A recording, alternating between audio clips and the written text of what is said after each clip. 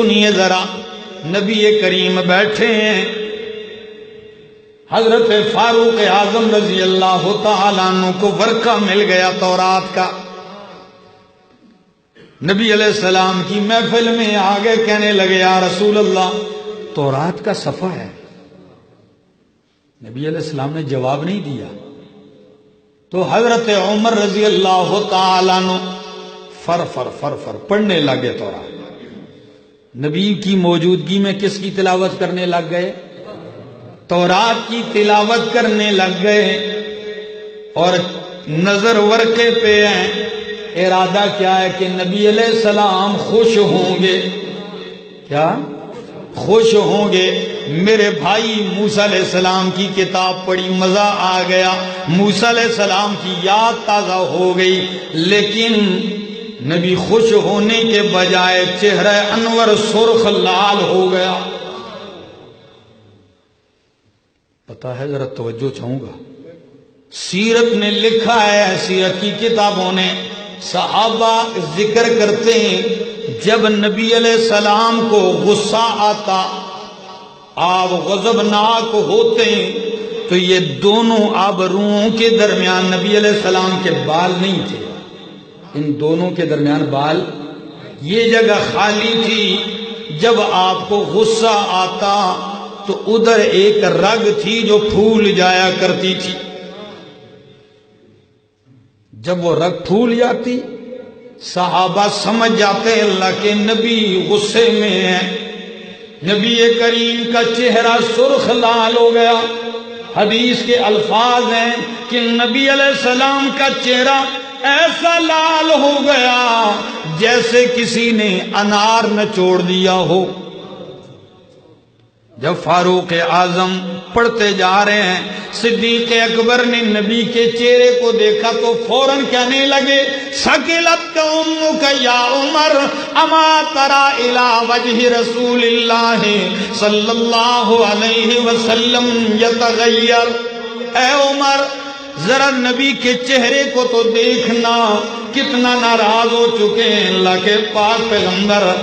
جب فاروق اعظم نے ورقے سے نگاہیں اٹھا کر میرے نبی کے چہرے پہ نظر ڈالی تو نبی کا روب اتنا تھا کہ عمر ٹھہر نہ سکے، گھٹنوں کے بل نیچے گر گئے،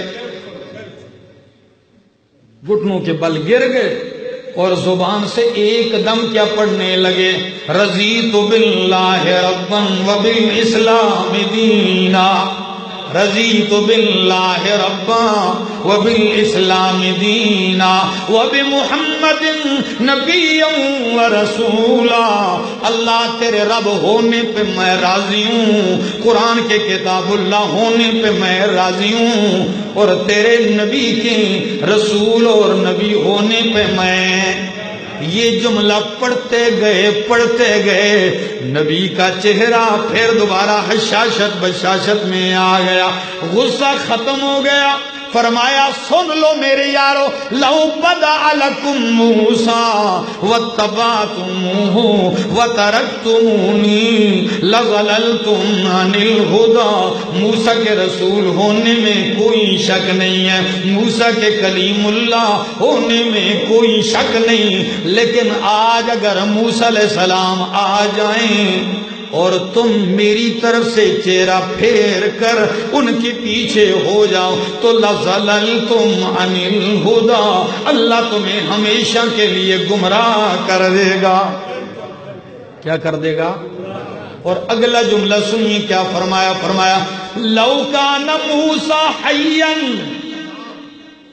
ذرا اس جملے کو غور سے سنیے، لَوْ كَانَ مُوسَىٰ حَيًّا، اگر موسیٰ علیہ السلام بھی بالفرض آج زندہ ہوتے تو لما وسعہ الا اتباعی، ان کو بھی کوئی چارہ نہیں تھا سوائے میری اتباع کے۔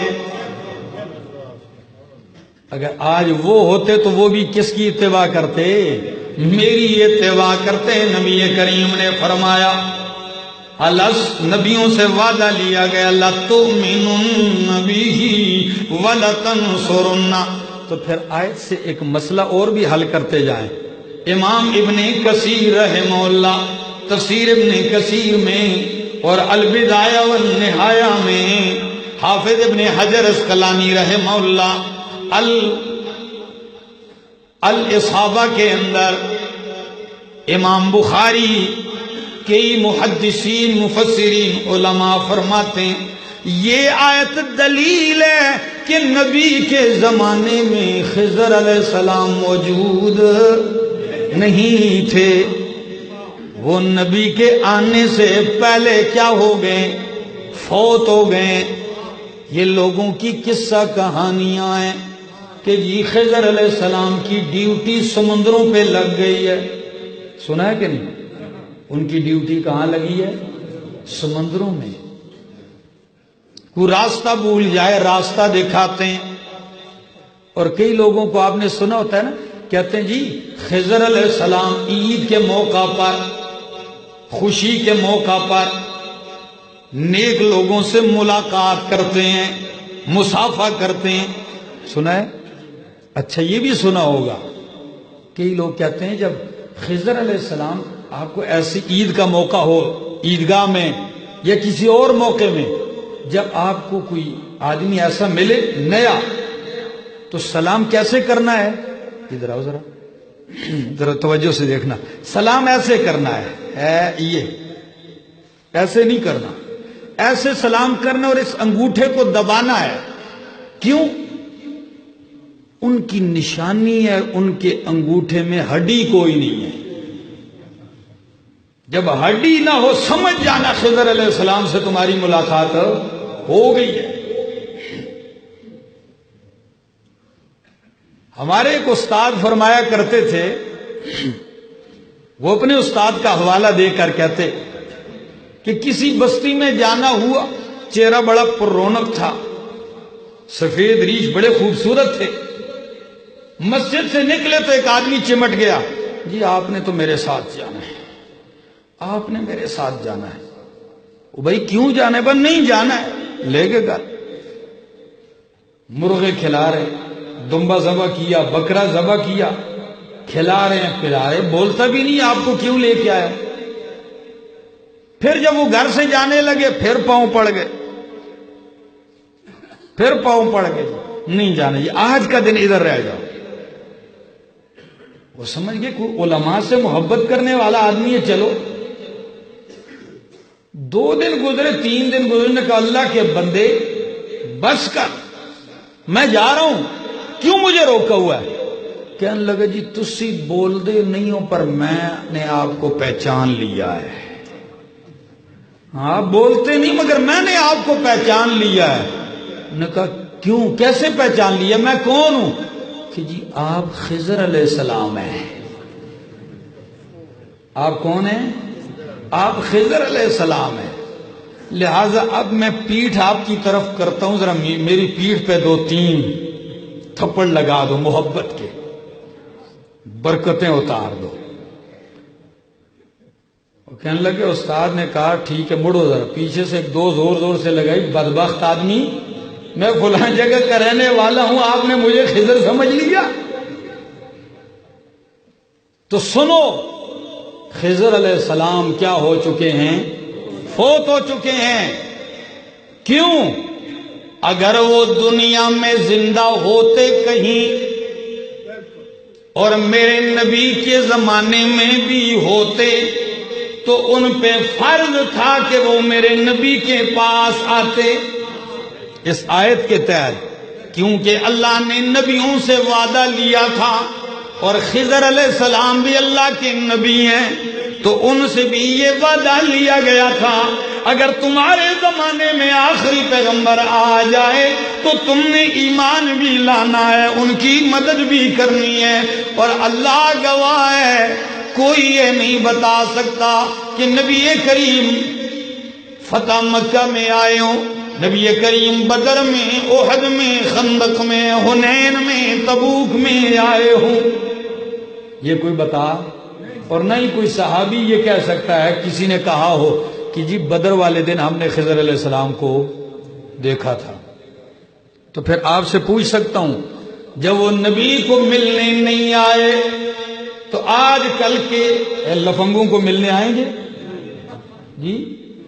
نبی علیہ السلام کے پاس تو نہیں آئے ملنے، اور میرے اور آپ جیسے لوگوں کو مسجد کے باہر کھڑے ہوں ملنے کے لیے۔ خدا گواہ ہے لوگوں نے کیا قصے اور کہانیاں جوڑ رکھی ہیں۔ پھر آپ سے ایک سوال پوچھتا ہوں، نبی کی ذات میں عیب نہیں ہوتا تو جس کے انگوٹھے کی ہڈی نہ ہو یہ عیب ہے کہ نہیں؟ تو یہ اپنے الو سیدھے کرنے کے لیے نبی کی ذات میں عیب مانتا ہے۔